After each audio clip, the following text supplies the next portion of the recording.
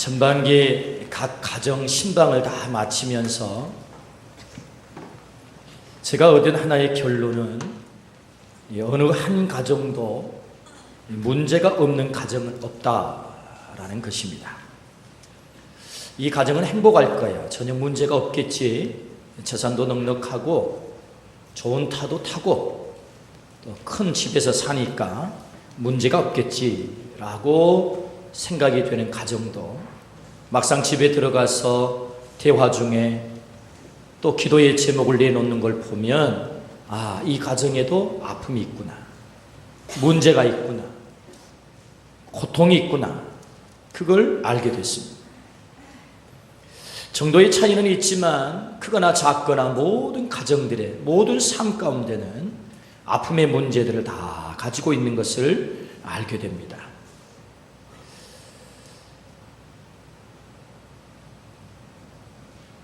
본인의 문제 또는 남편의 문제 또는 아내의 문제 혹은 자녀의 문제, 경제적인 문제, 질병의 문제, 사업의 문제, 영적인 문제, 신앙의 문제, 이 가정들마다 다 그런 아픔들을 가지고 있습니다. 우리를 불안하게 하고 낭망시키는 문제들이 우리의 삶 속에 언제나 상존하는 것을 우리는 알게 돼요. 누구나 예외 없이, 우리와 의지와 아무 관계없이 우리의 삶 속에는 우리를 낭망시키고 우리를 아픔으로 끌고 가는 문제들이 언제나 있다. 남모르는 삶의 무거운 짐을 지고 밤잠을 자지 못하고 절망스러운 눈물을 흘리는 성도들이 오늘도 있습니다.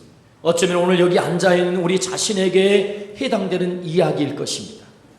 겉으로는 웃고 있지만 가슴속에는 상처투성이가 되어 고뇌하며 불면의 밤을 보내야 되는 그런 사람들이, 그런 성도들이, 그런 우리의 가족들이 있습니다. 때문에 우리는 그런 현실 앞에서 늘 낭망하게 됩니다. 낙심하게 됩니다. 오늘 본문의 말씀은 낭망하고 있는 한 시인의 모습을 우리에게 소개합니다. 그 낭망의 문제를 어떻게 극복할 수 있고 그 낭망의 문제를 어떻게 이길 수 있는지, 왜 낭망하느냐. 오늘 주님께서 이 말씀의 제목을 우리에게 주신 것은 너에게도 낭망의 문제가 있다면 그 낭망의 문제를 오늘 말씀을 통해서 해결하라 라는 주님의 말씀입니다. 그러므로 오늘 우리의 삶 가운데 낭망할 수밖에 없고 낙심할 수밖에 없는 자리에 있다 할지라도 오늘 말씀을 들음으로 우리의 삶 속에 있는 그 낭망의 문제를 말씀으로 해결하는 놀라운 은혜가 있기를 주의 이름으로 축원합니다. 아멘. 그렇다면 여러분, 우리가 어떻게 그 낭망의 문제를 해결할 수 있을까요? 오늘 첫 번째 우리에게 말씀합니다. 낭망의 현실을 직시하라, 그렇게 말씀하세요. 낭망의 현실, 낭망의 문제를 직시하라. 오늘 5절 말씀 한번 보시겠습니까? 내 영혼아, 내가 어찌하여 낙심하며 어찌하여 내 속에서 불안해하는가? 너는 하나님께 소망을 두라. 그가 나타나 도우심으로 말미암아 내가 여전히 찬송하리로다. 오늘 이 시인은 하나님을 믿는 사람입니다.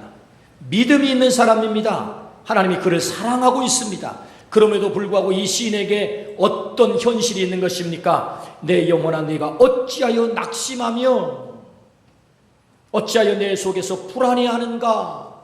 낙심의 문제, 낭망의 문제가 있음을 알게 됩니다. 여러분, 이 시인에게 믿음이 없기 때문에 낙심의 문제가 찾아왔다는 얘기가 아닙니다. 이 시인은 하나님을 믿습니다. 믿음이 좋습니다. 그럼에도 불구하고 그에게 낭망의 문제, 낙심의 문제가 찾아온 것을 알게 됩니다. 어찌하여 낙심하며, 이 말은 마흐티슈토 하이, 히브리 말로 그렇게 씁니다. 마흐티슈토 마히, 어찌하여 네가 숙이느냐, 그런 뜻을 갖고 있어요. 마치 이 말은 어깨를 축 늘어뜨리고 양손의 힘이 완전히 빠져가지고 그래서 고개는 완전히 숙인 채 절망 가운데 살아가는 모습, 그것이 마흐티슈토 하이라고 하는 말입니다. 어찌하여 숙이고 있느냐. 그러므로 오늘 여러분 이 시를 기록한 시인, 이 시인에게는 심각한 절망스러운 문제가 찾아와서 고개를 들 수가 없습니다. 너무너무 힘이 빠집니다. 다리에 힘도 빠지고 어깨에 힘도 빠지고 팔도 힘이 빠져서 숙이고 사람들을 감히 이 세상을 쳐다볼 수 없는 절망의 상태에 놓여 있는 것입니다. 그렇다고 한다면 도대체 이 시인은 왜 이렇게 낭망하고 있을까요? 그것은 암담한 현실 때문입니다. 자신에게 닥친 암담한 현실. 오늘 이 말씀의 배경을 잠깐 살펴보면 오늘 시의 제목에 고라자손의 시라 그렇게 되어 있습니다. 이 고라자손은 레위 지파에 속한 자손입니다. 레위 지파는 성전에서 일을 맡아서 하는 자들입니다. 여러분, 이 고라자손은 하나님의 영광스러운 직임을 맡아서 성전에서 일을 하던 사람입니다. 그런데 어느 날 갑자기 바벨론의 세계를 제패하던 바벨론의 느부갓네살 왕이 이스라엘을 침공해 들어왔습니다. 여호와 김 왕 시절에 이 느부갓네살 왕이 침공해 와서 왕을 끌어갑니다. 많은 사람들을 포로로 끌어갑니다. 그들은 고국 땅을 떠나서 비참하게 포로가 되어서 노예로 살아갈 수밖에 없는 암담한 현실이 그들에게 찾아온 것입니다. 그들은 하나님을 믿었던 사람들입니다. 하나님의 성전에서 일했던 사람들입니다. 그럼에도 불구하고 그들에게 참으로 낭망할 수밖에 없는 현실이 그들에게 벌어진 것이죠. 느부갓네살 왕이 그들을 침공하여서 그들의 성 예루살렘 성을 초토화시키고 예루살렘 성을 초토화시켜버리고 완전히 나라를 망하게 하고 그리고 포로로 끌어가 그들을 노예 삼아버린 것입니다. 이 암담한 현실이 그들 앞에 있는 거지요. 그들은 자유를 빼앗겼습니다. 종이 되었습니다. 여러분, 당시의 종은 생사 여탈권이 주인에게 있는 것입니다. 자기의 자식도 자기 것이 아닙니다. 주인의 소유가 되는 것이고 주인의 재산이 되는 것입니다. 정말로 비참하게 살아가야 됩니다. 그뿐 아닙니다. 야, 너희들은 하나님을 믿는다면서, 하나님이 너희를 지켜준다면서, 야, 너희가 믿는 하나님이 어디 있느냐, 하나님이 계시면 왜 너희들을 이렇게 비참하게, 너희들을 이렇게 고통스러운 자리에 암담한 현실에 방치할까라고 이방 사람들이 조롱을 합니다. 믿지 않는 자들이 조롱합니다. 그것이 더 가슴이 아픕니다. 오늘 시인이 놓여있는 암담한 현실, 낭망할 수밖에 없는 현실입니다. 그러므로 그들은 이 암담한 현실 앞에서 낭망하고 있는 것입니다. 낙심하고 있는 것입니다. 여러분, 이쯤 되면 낭망하는 거 당연하지 않겠습니까? 우리는 언제 이 포로의 자리에서, 이 노예의 자리에서 해방될 수 있단 말인가? 언제 우리는 이 고통의 자리에서 해방될 수 있단 말인가? 언제 우리는 고국 땅으로 돌아갈 수 있단 말인가? 언제 가족들과 함께 모여서 행복하게 살 수 있단 말인가? 라는 낭망의 현실, 암담한 현실. 도대체가 돌아갈 소망이 보이지 않고 문제가 해결될 기미가 보이지 않고 그래서 불안하고 두려울 수밖에 없습니다. 그러므로 낭망할 수밖에 없는 거죠. 낭망의 현실이 있는 것입니다. 오늘 우리에게도 암담한 현실이 있습니다. 언제 가난의 문제가 해결될지 암담하기만 하고 짓누르는 빚 문제를 언제 해결하게 될지 암담하기만 하고 우리의 사업의 문제가 언제 해결이 될지 암담하기만 하고 언제 그 남편이 제자리로 돌아올지 암담하기만 하고 언제 사랑하는 자식이 제자리로 돌아와서 가슴을 후벼 파는 그 상처를 해결할 수 있을지 암담하기만 하고 언제 그 불치의 질병에서 해결을 받아서 회복이 될지 암담하기만 하고 내 인생의 진로길은 왜 풀리지 않고 왜 취업의 길은 열리지 않는지 그래서 내 인생은 왜 이렇게 풀리지 않는지 암담하고 말이에요. 왜 내 삶에는 실패가 이렇게 연속되어서 일어나는지 암담합니다. 뿐만 아니라 주변 사람들은 하나님을 믿는 사람에게 왜 그런 일이 있는 거야? 라고 조롱을 하고 빈정을 댑니다. 하나님 살아 계시기는 한 거야? 라고 조롱을 합니다. 그때마다 더 가슴이 아파집니다. 이런 암담한 현실이 우리에게 있는 거예요. 우리가 믿음이 없기 때문이 아닙니다. 우리에게 하나님을 믿는 믿음이 있고 예수님을 믿는 믿음이 있음에도 불구하고 때로 우리의 한계밖의 상황, 그런 일들이 우리에게 벌어지는 것입니다. 이 암담한 현실, 낭망의 현실 뿐만 아니라 오늘 이 시인이 왜 낭망하고 있는 것입니까? 잘 나가던 때와 비교를 하니 낭망이 됩니다. 오늘 본문 4절 말씀에 보면 이렇게 말씀합니다. 내가 절의 성의를 지키는 무리와 동행하여 기쁨과 감사의 소리를 내며 그들을 하나님의 집으로 인도하였더니 이제 이 일을 기억하고 내 마음이 상하는도다. 여러분, 오늘 이 시인이 마음이 상한데요. 왜 상했을까요? 이전 일을 기억하니까 속상하대요. 이전 일이, 그 일이 무슨 일입니까? 이전에는 내가 화려한 성전에서 영광스러운 하나님의 일들을 감당했습니다. 많은 사람들을 하나님에게로 인도했습니다. 그런 영광스러운 일을 감당하며 행복하게 살 때가 있었습니다. 그런데 그 옛날 일을 생각하니까 지금은 너무나도 속상합니다. 지금은 노예가 되어서 포로로 끌려와 자유를 잃어버린 채 살아가니 너무나도 속이 상합니다. 마음이 상합니다. 옛날 일을 생각하니 속이 상한 거죠. 그래서 낭망했다, 그 말이죠. 사람은 어제보다 오늘보다 내일이 더 좋아야 합니다. 부자로 살던 사람이 하루아침에 망하게 되면 정말로 견디기 힘든 것입니다. 가난한 사람이 가난하면요, 뭐 옛날에도 그랬으니까 당연해, 뭐 이렇게 받아들이면서 넉넉히 이길 수 있는데, 부자로 살다가 어느 날 아침에 쫄딱 망하게 되면 정말 이거 견디기 힘든 것입니다. 지난날에는 화려하게 살았습니다. 행복하게 살았습니다. 존중받고 살았습니다. 존경받으면서 살았습니다. 그러나 이제는 누구도 알아주지 않습니다. 노예로 취급합니다. 종 취급을 합니다. 그리고 한없이 멸시를 당합니다. 무시를 당합니다. 얼마나 그 기억을 떠올리면 상하겠어요. 그래서 속이 상하여 낭망하고 있는 것이지. 이 시인의 낭망하는 모습을 보면서 오늘 우리의 모습을 보는 것 같지 않겠습니까? 오늘 우리의 모습과 비슷하지 않습니까? 사람이 낭망하는 것은 다 비슷합니다.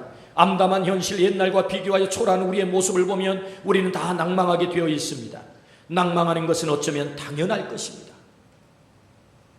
목사인 저도 낭망할 때가 종종 있습니다.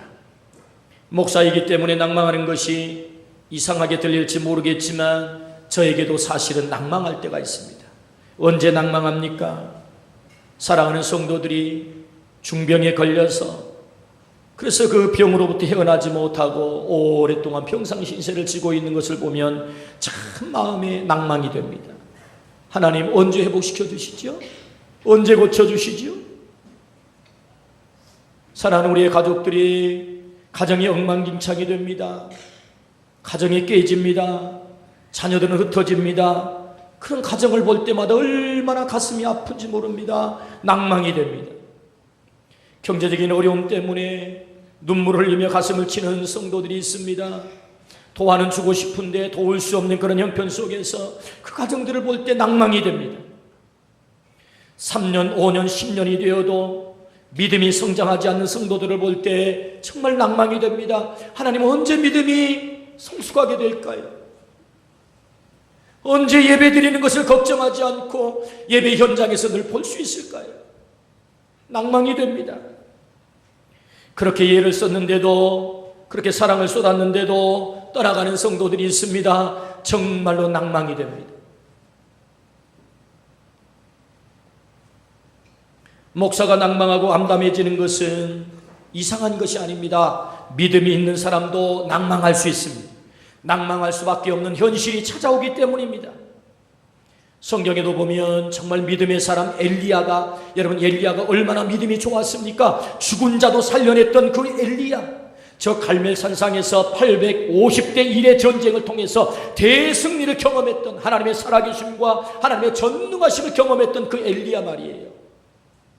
우상을 섬기던 이스라엘 백성, 바알 선지자 850명, 아세라 선지자 800명, 그 우상을 섬긴 대표 그 선지자들 850대 1 전쟁에서 하나님의 살아계심의 그 놀라운 역사가 하늘에서 불덩어리가 떨어져서 그 백성들 앞에 하나님의 살아계심을 보여주었습니다. 대승리를 거두었습니다. 그런데 이쯤 되면 저 이세벨, 저 아합 왕이 손을 들었을 거야. 이제 하나님의 사람 엘리야 내 앞에 그들도 꼼짝없이 무릎을 꿇겠지라고 기대를 했는데 여전히 그 이세벨은 이 엘리야를 향해서 칼을 겨누지 않습니다. 칼을 거두지 않습니다. 시시각각 이 엘리야의 목을 향하여서 칼끝이 겨누옵니다. 이 위협과 이 두려움에 맞닥뜨린 이 엘리야는 그만 절망하고 맙니다. 그는 도망을 칩니다. 이세벨의 칼을 피해서 광야로 도망을 쳤습니다. 로뎀 나무 아래 엎드렸습니다. 그때 그는 하나님께 이렇게 말합니다. 하나님, 됐습니다. 날 죽여주세요. 더 이상 살 힘이 없습니다. 그런 낭망하고 있는 것이죠. 낙담하고 있습니다. 하나님, 됐습니다. 이제 내 생명 끊어주세요. 여기까지입니다. 더 이상 살 소망이 없습니다. 날 죽여주세요. 어떻게 믿음의 사람 엘리야가 그렇게 낭망할 수 있단 말입니까? 아니요, 믿음의 사람도 낭망할 수 있는 것입니다. 우리의 현실에 무거운 짐 앞에서 낭망할 수 있는 것입니다. 우리가 어떻게 이 낭망의 현실을, 낙심의 상황을 극복할 수 있는 것입니까? 우리의 삶 속에도, 믿음의 사람에게도 낭망의 현실이 있다. 그걸 직시하라 라고 성경은 우리에게 가르쳐 주세요. 내게 어떤 낭망의 일이 있는지, 낙심의 일이 찾아왔는지 그걸 직시하는 것입니다. 그런데 오늘 우리가 이 낙심의 현실을 직시하는 것으로 끝난다면 우리는 결코 낭망을 극복할 수 없습니다. 낙심을 극복할 수 없습니다. 믿는 사람과 믿지 않는 사람의 결정적인 차이가 바로 여기 있는 것입니다. 낙심의 현장, 낭망의 현장에 있을 때 믿지 않는 사람은 여기가 끝이구나. 나는 어떤 것도 할 수 없구나. 이제 내 인생 여기서 종쳐야지. 그렇게 생각하고 모든 것을 포기합니다. 그러나 믿음의 사람은 다릅니다. 그 낭망의 현실 앞에 낭망의 현실을 직시하고 그가 의지하는 것이 무엇입니까? 오늘 성경을 보십시오. 시편 42편 5절 오늘 본문의 말씀입니다. 내 영혼아, 네가 어찌하여 낙심하며 어찌하여 내 속에서 불안해하는가? 너는 하나님께 소망을 두라. 그가 나타나 도우심으로 말미암아 내가 여전히 찬송하리로다. 할렐루야. 그렇습니다. 여기에 결정적인 차이가 있는 것입니다. 오늘 우리의 낙심을 극복하기 위해서, 낭망을 극복하기 위해서는 낭망의 현실을 직시하는 것 중요합니다. 그러나 그 낭망의 현실이 정말로 우리를 낭망으로 끌고 가는 것이 아니라 그 낭망이 있기 때문에 우리가 바라봐야 될 대상이 있습니다. 내 영혼아, 너는 하나님께 소망을 두라. 할렐루야. 하나님께 소망을 두는 것, 이것이 다른 것입니다. 그러므로 여러분, 두 번째, 우리가 어떻게 낭망을 극복할 수 있습니까? 하나님께 소망을 둘 때 우리의 낙심의 문제를, 낭망의 문제를 극복할 수 있는 줄로 믿습니다. 아멘. 두 번째, 그렇다면 우리는 어떻게 우리의 낭망의 문제를 극복할 수 있을까요? 하나님께 소망을 두라. 그렇게 말씀하세요. 에머슨이라고 하는 유명한 사람은 이런 명언을 남겼습니다. 나에게 무슨 일이 일어나느냐 하는 것이 중요한 것이 아니라 내 마음이 어떻게 반응하느냐가 중요하다라는 명언입니다. 여러분, 우리가 살다 보면 이 땅에서는 많은 일들이 벌어집니다. 우리를 실망시키고 낙심시키고 낭망시키는 내 한계밖에, 내 의지와 전혀 관계없는 일들이 내 삶에는 얼마나 많이 벌어지는지 모릅니다. 그럴 때 우리의 반응이 중요하다고 가르쳐줍니다. 내 반응, 어떤 반응을 보일 것인지, 어떤 반응을 보일 것인지. 그러므로 여러분, 오늘 시인은 낙심할 수밖에 없습니다. 그런 포로가 되었습니다. 노예가 되었습니다. 암담합니다. 과거의 그 기억을 떠올리며 마음이 상합니다. 거기서 끝내지 않습니다. 어떻게 합니까? 너는 하나님께 소망을 두라. 할렐루야. 오늘 시인이 어떻게 그 낭망의 문제를 해결할 수 있었습니까? 하나님께 소망을 뒀다는 거죠. 오늘 우리 모두가 하나님께 소망을 두기를 주의 이름으로 축원합니다. 그렇다면 여러분, 하나님께 소망을 둔다는 것이 무엇일까요? 오늘 성경을 통해서 하나님께 소망을 둔다는 것이 뭐냐? 오늘 1절 말씀 한번 읽어봅니다. 1절 시작. 하나님이여, 사슴이 시냇물을 찾기에 갈급함같이 내 영혼이 주를 찾기에 갈급하니이다. 할렐루야. 참으로 귀한 말씀 우리에게 가르쳐줍니다. 하나님께 소망을 둔다고 하는 구체적인 행위를 사슴에 비유를 해요. 표준 세번역에서는 오늘 이 말씀을 이렇게 번역을 했습니다. 저는 이 번역이 참 마음에 들어요. 막 느껴지거든요. 느껴져요. 도대체 하나님께 소망을 둔다는 것이 뭐냐? 표준 세번역 시편 42편 1절 이렇게 번역을 합니다. 하나님, 사슴이 시냇물 바닥에서 물을 찾아 헐떡이듯이 내 영혼이 주님을 찾아 헐떡입니다. 사슴이 헐떡인데요. 여러분, 건기가 찾아오면 물이 없어집니다. 동물들은 물이 생명 아니겠습니까? 그래서 자신들이 마셨던 시냇가를 찾게 되죠. 근데 심지어는 그 시냇가에 물을 흐르던 시내마저도 말라버렸어요. 그 시내 바닥에서, 시냇가 그 바닥에서 이 사슴이 어찌할 줄 모르고 물을 찾아서 막 헐떡입니다. 하나님, 내가 하나님을 찾아 헐떡입니다. 마치 사슴에게 물이 생명인 것처럼 하나님이 나의 생명입니다. 내가 오늘 하나님을 만나지 않으면, 하나님이 내게 은혜를 베풀지 않으면, 내가 하나님의 음성을 듣지 않으면 나는 죽을 수밖에 없습니다. 내 영혼이 하나님을 찾아서 헐떡입니다. 이것이 하나님께 소망을 두는 거예요. 오늘 우리 모두가 이 갈증이 있기를 주의 이름으로 축원합니다. 이 갈망이 있기를 주의 이름으로 축원합니다. 하나님이 아니면 난 살 수 없습니다. 이 헐떡이, 그것이 하나님께 소망을 두는 것이다. 그렇게 말씀을 하세요. 이 헐떡임과 이 갈증이 있을 때, 이 하나님에 대한 갈증이 있을 때 우리의 낭망의 문제를, 낙심의 문제를 이길 수 있다라고 말씀을 하십니다. 이사야서 40장 27절부터 31절 말씀은 우리가 참으로 좋아하는 말씀입니다. 제가 다시 한번 읽어봅니다. 야곱아, 어찌하여 내가 말하며 이스라엘아, 네가 이르기를 내 길은 여호와께 숨겨졌으며 내 송사는 내 하나님에게서 벗어난다 하느냐. 너는 알지 못하였느냐, 듣지 못하였느냐. 영원하신 하나님 여호와 땅끝까지 창조하신 이는 피곤하지 않으시며 곤비하지 않으시며 명철이 한이 없으시며 피곤한 자에게는 능력을 주시며 무능한 자에게는 힘을 더하시나니 소년이라도 피곤하며 곤비하며 장정이라도 넘어지며 쓰러지되 오직 여호와를 앙망하는 자는 새 힘을 얻으리니 독수리가 날개치며 올라감 같을 것이요 다른 박질하여도 곤비하지 아니하겠고 걸어가도 피곤하지 아니하리로다. 할렐루야. 여호와를 앙망하는 자, 여러분, 앙망한다는 말은 하나님을 갈증낸다는 말이고 하나님만을 소망한다는 말이고 하나님만을 바라본다는 말입니다. 여호와를 앙망하는 자 새 힘을 주시겠다. 소년도 피곤하고 넘어지며 자빠지고 장정도 넘어지지만 하나님을 앙망하는 자, 하나님을 바라보는 자, 하나님을 소망하는 자에게 새 힘을 주시겠다. 할렐루야. 그렇습니다.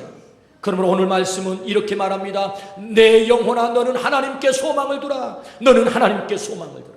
하나님께 소망을 두는 자에게 하나님이 새 힘을 주셔서 넉넉히 이기게 하실 줄로 믿습니다. 아멘. 그렇다면 여러분, 우리가 하나님께 소망을 둔다, 그것은 마치 사슴이 하나님을 향하여서 하나님을 찾아 헐떡인 것과 같다. 그 갈급함은 도대체 뭐냐? 갈급함. 그 갈급함의 첫 번째는요, 절박한 심정으로 말씀을 사모하는 것입니다. 하나님을 갈급함으로 소망을 두는 것, 그것은 절박한 심정으로 말씀을 사모하는 거예요. 적당히 말씀을 듣고 적당히 성경 한두 구절을 읽고 적당히 예배드리는 것을 말하는 것이 아닙니다. 절박한 심정으로 성경을 펴는 것입니다. 반드시 하나님의 음성을 듣겠다는 이 절박함. 오늘 내가 하나님의 음성을 듣지 않으면 나는 살 수 없습니다. 하나님의 은혜 체험하지 않으면 오늘 살 수 없습니다라는 이 절박함으로 하나님의 말씀을 듣는 거죠. 하나님의 말씀은 우리의 심령 골수를 찔러 쪼갠다라고 말씀하십니다. 하나님의 말씀은 나를 변화시킨다고 말씀하십니다. 하나님의 말씀은 우리에게 새로운 힘을 주신다고 말씀하십니다. 하나님의 말씀은 우리에게 지혜를 주신다고 말씀하십니다. 하나님의 말씀은 무능한 자에게 새 힘을 주시겠다고 말씀하십니다. 어느 날 에스겔 선지자에게 하나님 임재하십니다. 에스겔아, 날 따라오너라. 그는 따라갑니다. 따라가 봤더니 마른 뼈들이 득실거리는 해골골짜기입니다. 네가 뭘 보느냐? 예, 마른 뼈들이 득실거립니다. 너는 내 말을 저 뼈들을 향하여서 대언하라. 하나님의 말씀을 대언하라는 거예요. 에스겔 선지자에게. 세상에 살아있는 사람들도 아닌 뼈들에게 하나님의 말씀을 대언하라고 하나님은 말씀하세요. 에스겔은 순종합니다. 뼈들을 향하여서 명령합니다. 뼈들아, 살아날지어다. 뼈들에게 생기는 들어갈지어다. 명령을 하고 대언을 하니까 하나님의 말씀을 들었던 뼈다귀들이 움직이기 시작합니다. 힘줄이 생기기 시작해요. 피부가 덮이기 시작해요. 큰 이스라엘의 군대를 이룬 줄로 믿습니다. 이것이 에스겔 37장의 내용 아니겠습니까? 뭘 말씀합니까? 하나님의 말씀을 들은 마른 뼈다귀들이 생명을 얻었다는 것 아니겠습니까? 오늘 마른 뼈와 같은 우리 존재를 할지라도 하나님의 말씀이 들어가면 거기에 새로운 생기가 불어서 그가 소생하게 될 줄로 믿습니다. 살아날 줄로 믿습니다. 하나님께서는 세상을 창조할 때 말씀 한마디로 창조하십니다.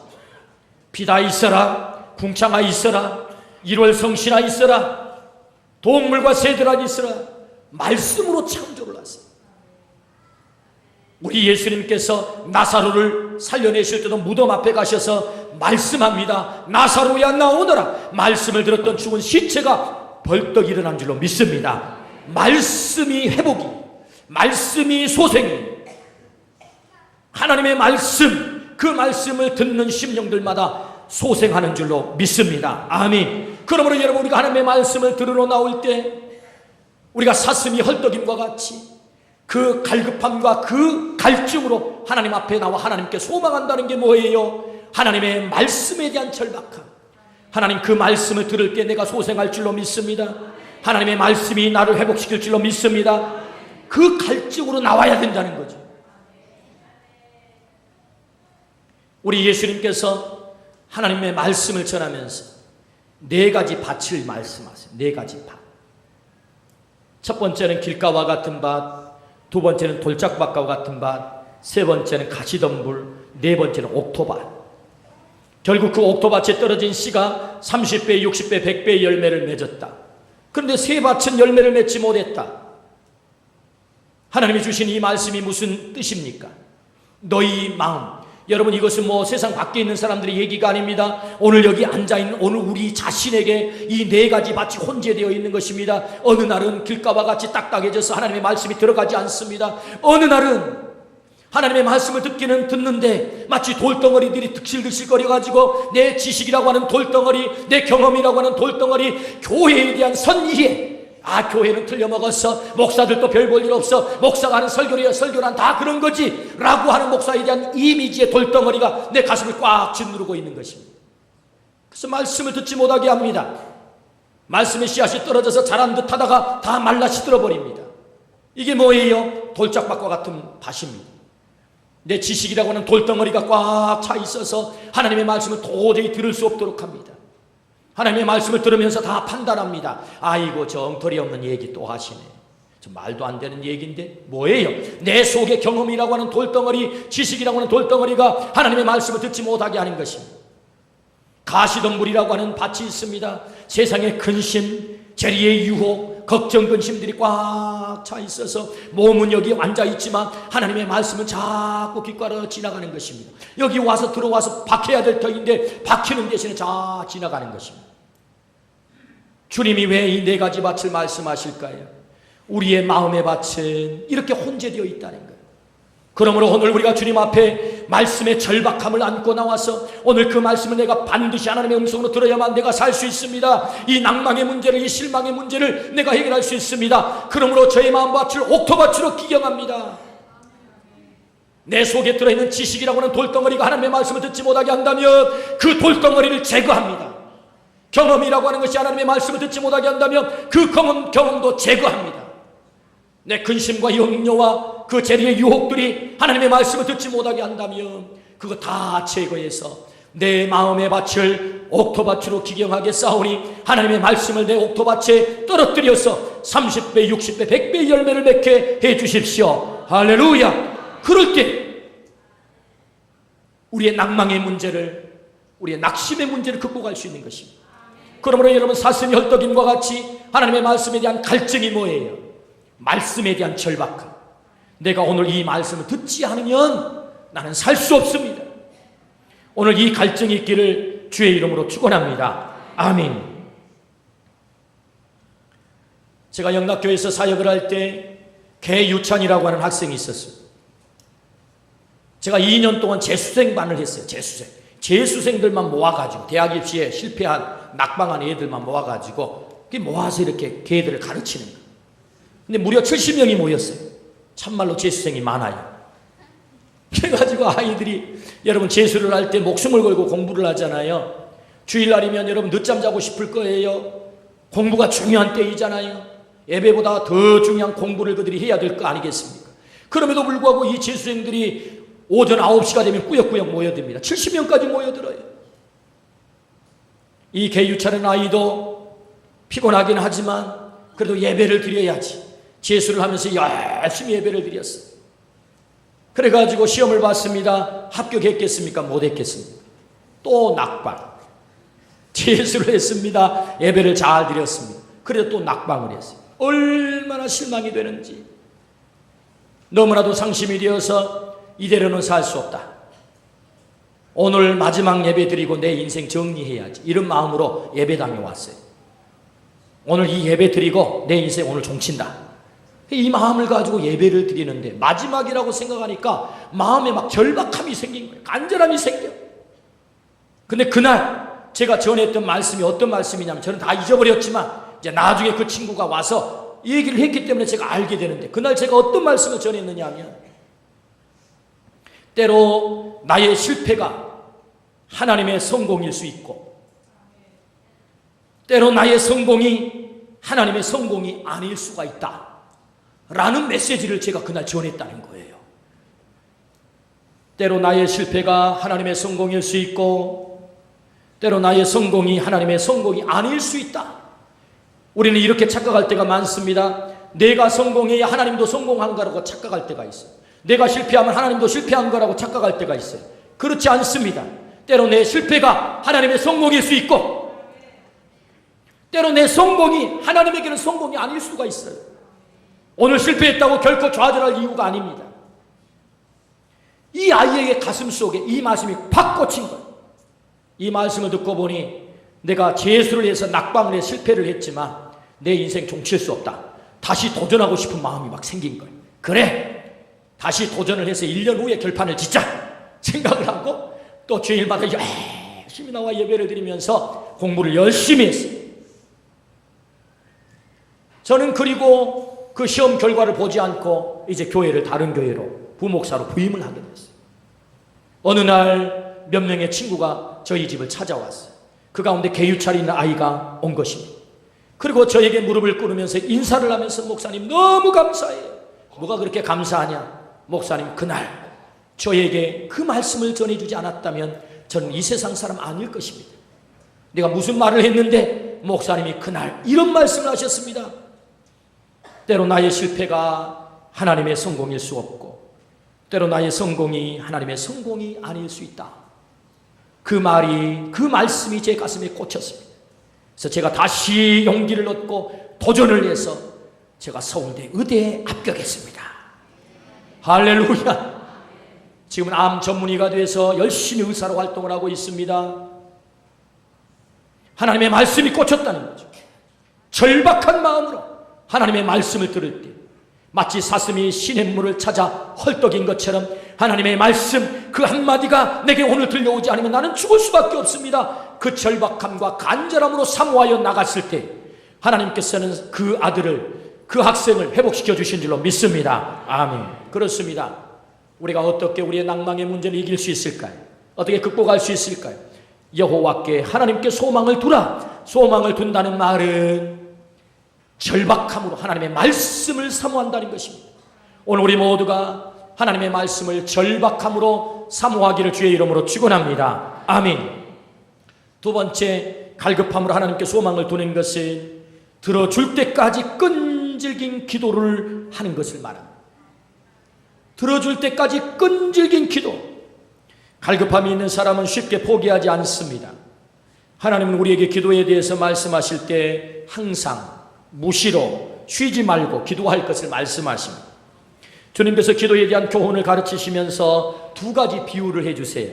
하나는 밤중에 친구가 찾아왔을 때 먹을 것이 없어서 이웃 친구에게 찾아가 떡을 달라고 하는 그 말씀을 가지고 기도를 가르치세요. 두 번째는 불의한 재판관이 과부의 억울한 사정을 절대로 들어주지 않는 그 이야기를 가지고 기도를 가르치셨어요. 예수님께서. 친구가 밤에 찾아왔습니다. 너무너무 배가 고파 곧 죽게 생겼습니다. 집에 먹을 것이 있나 찾아봤더니 아무것도 없습니다. 할 수 없이 이웃 친구에게 찾아갑니다. 여보게 내 친구가 찾아왔는데 곧 허기가 져서 죽게 생겼으니 제발 먹을 것 좀 다오. 이 사람아, 이 한밤중에 새벽 2시에 와가지고 다 잠자리에 들어가지고 이렇게 누워있는데 무슨 이 밤에 음식을 달라고 하는가?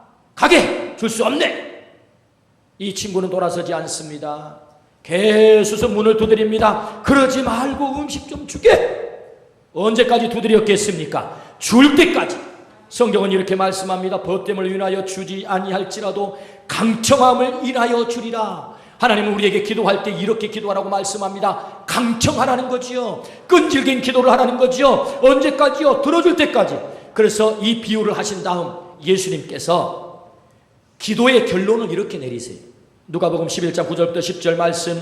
내가 또 너희에게 이르노니 구하라 그러면 너희에게 주실 것이요, 찾으라 그러면 찾아낼 것이요, 문을 두드리라 그러면 너희에게 열릴 것이니 구하는 이마다 받을 것이요, 찾는 이가 찾아낼 것이요, 두드리는 이에게 열릴 것이니라. 할렐루야. 그러므로 여러분, 우리가 하나님께 소망을 둔다는 것은 간절함으로 끈질기게 그분에게 가서 구하는 것입니다. 기도하는 것입니다. 오늘 우리 모두에게 이 갈증이 있기를 주의 이름으로 축원합니다. 구하고 찾고 두드려야 합니다. 언제까지요? 그분께서 내 문제를 해결할 때까지 이 갈증이 있기를 주의 이름으로 축원합니다. 아멘. 포항에 가면 남북교회가 있습니다. 이 남북교회 제6대 담임 목사님이 최병국 목사님이세요. 이 목사님의 어릴 때 이야기입니다. 엄마가 정신장애가 찾아왔어요. 그냥 시장 얘기로 하면 미쳤다 그 말이에요. 그래서 동네 사람들이 자기가 6살 때 미친년의 아들이라고 돌을 던지기 시작했어요. 그러면 엄마를 피하게 해주려고 치맛자락을 잡고 자기가 엄마 대신 돌을 맞았습니다. 옛날에는 왜 그랬는지, 미친 사람이 동네 앞을 지나가게 되면 애들이 쫓아다니면서 다 모래를 뿌리고 흙을 뿌리고 돌을 던졌어요. 저도 그런 경험이 있어요. 어른들이 말리지 않습니다. 왜 그랬는지 모르겠어요. 어디 제대로 밥이나 먹었겠습니까? 동네 사람들에게 미친년의 아들이란 말을 듣는 것도 서러운데 할아버지가 집에 들어오지 못하게 했습니다. 식구들하고 같이 잠도 못 자고 처마 밑에서 6개월 동안 쪼그리고 잠자면서 행력병자같이 그렇게 살았습니다. 그러는 중에 교회를 찾아가면 교회 전도사님이 밥도 주고 교회당에서 잠도 자게 했습니다. 아들은 주일학교에 참석해서 성경을 배웠습니다. 너무나도 감사했습니다. 선생님이 이 병국이 이 아이에게 기도를 가르쳐 줍니다. 소원이 있으면 하나님께 기도하면 들어주신다. 너도 반드시 기도해라. 이 소녀는 기도하기 시작합니다. 2가지를 기도합니다. 하나님, 우리 엄마 꼭 낫게 해주세요. 우리 엄마 낫게 해주세요. 하나님, 나에게, 우리 엄마에게 이렇게 사랑을 베풀어 주신 전도사님처럼 저는 되고 싶어요.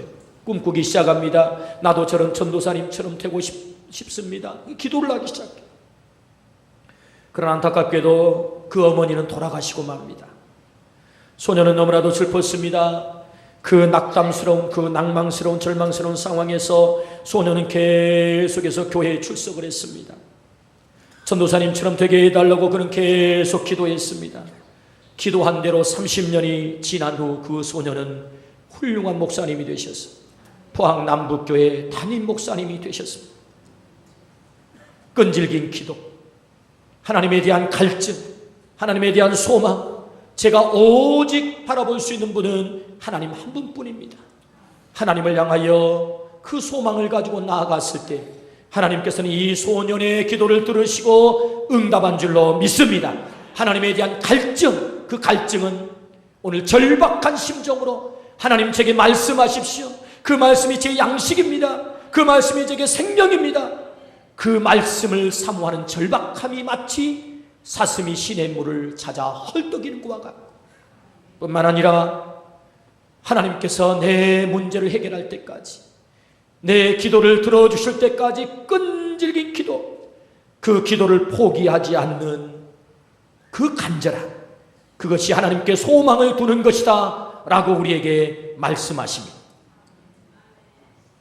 왜 슬퍼하느냐, 왜 걱정하느냐, 무얼 두려워하느냐, 아무 염려 말아라. 큰 어려움에도 큰 큰 아픔이 있어도 이젠 아무 걱정하지 마. 내가 널 붙들어 주리.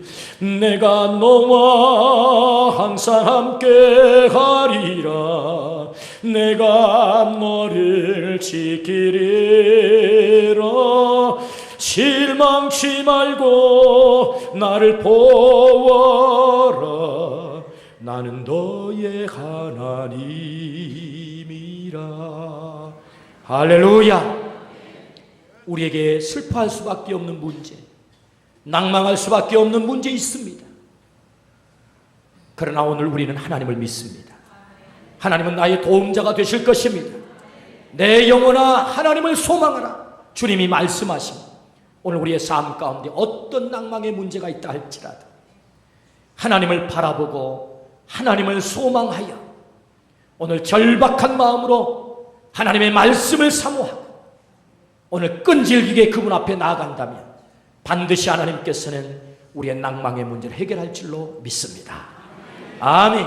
기도하십시다. 하나님 아버지 감사합니다.